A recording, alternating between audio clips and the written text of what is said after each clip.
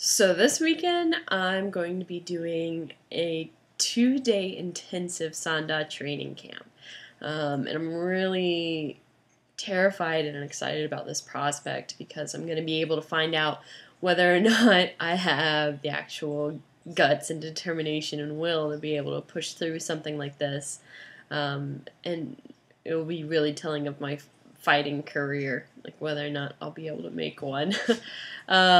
So we're flying in one of my kung fu uncles from Houston today, and I've heard he's a real laid back, easygoing guy when we're not training, and then in training, he's super hardcore. So hopefully we'll get along great because that's kind of how I am. The schedule of events is going to be 8 a.m. We're up and running, doing cardio and exercise until 9:30, and then 9:30 to 12 is technique training, so lots of mitt work, learning takedowns and practicing that really slowly and stuff. We're breaking for lunch at noon, and then at 1:30 we're going to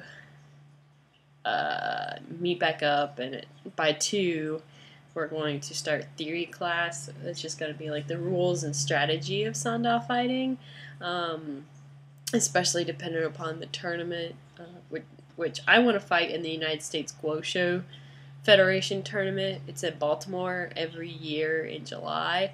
If you're going to be there in July, you should say hello. I'm not fighting this year, but I'll be doing a bunch of form competitions. And then on Sunday, the schedule of events is pretty much the same thing.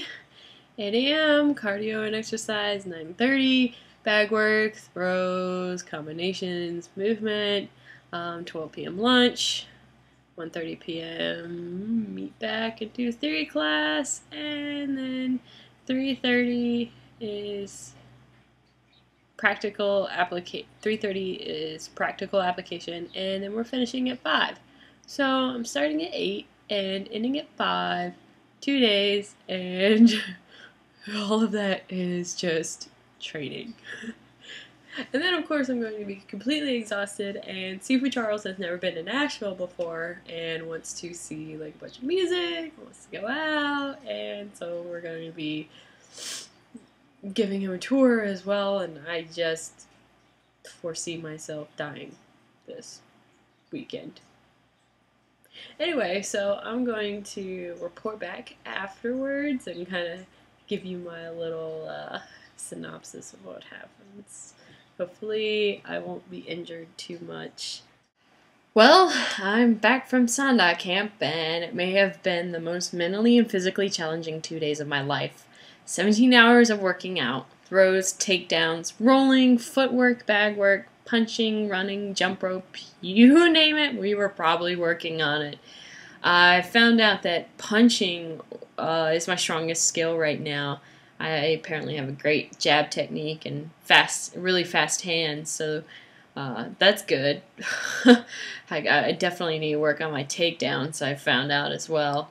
I also learned what it takes to be serious about being a champion, and about being a good fighter. And I kind of doubt if I have the skills and fortitude to do it. Training for this 4 times a week doesn't freak me out, but working out so much that I reach my mental limit and go beyond it in an insane fashion just kind of scares me. I definitely reached a threshold where I didn't think I knew what was going on with myself. And I've done physical things before, but not really to this degree, and it's hard to gauge whether or not I'll be able to survive that kind of work. Our camp coach, Sifu Charles Graham, whose website is thekungfucafe.com, was awesome.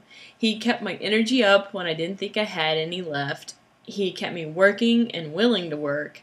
And he said I could go visit him in Houston to train with him, which is a big fucking deal that he opened himself up to me like that. And I'm really appreciative of it. He's a champion Sanda fighter, has trained champions, and could probably shape me into something good too.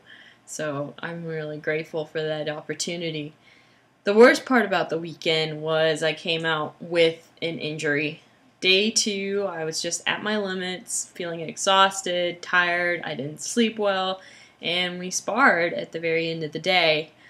I was paired with my Sifu, who's also my boyfriend, and a total fighting badass. You know, he has been doing Sanda for 10, 15 years and has a ton of fights under his belt.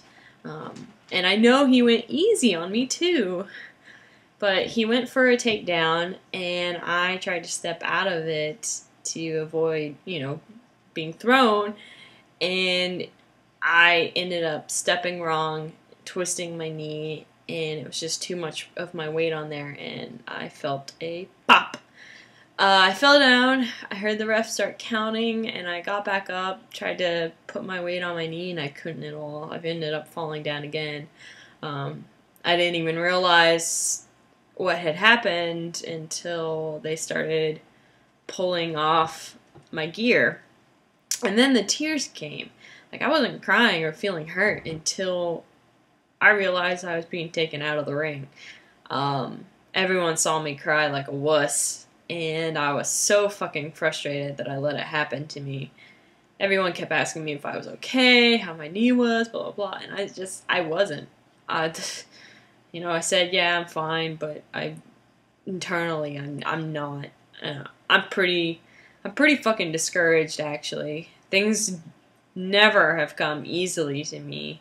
Anytime I want to set myself on doing something or I have a goal, it seems to take me about 10 more tries or 10 times more effort or energy to get to those goals than other people.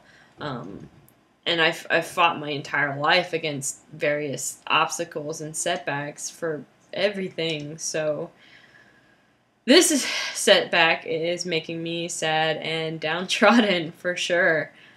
One of the worst things is I might not be able to perform my Tai Chi and Xing Yi forms at the Guosho competition this July in Baltimore, and I've already got tickets and hotel for it, so I'm having to go, but I might not even be able to compete, which really, really sucks.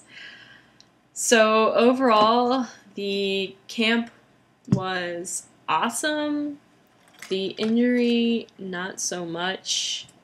You know you've been to Sanda camp when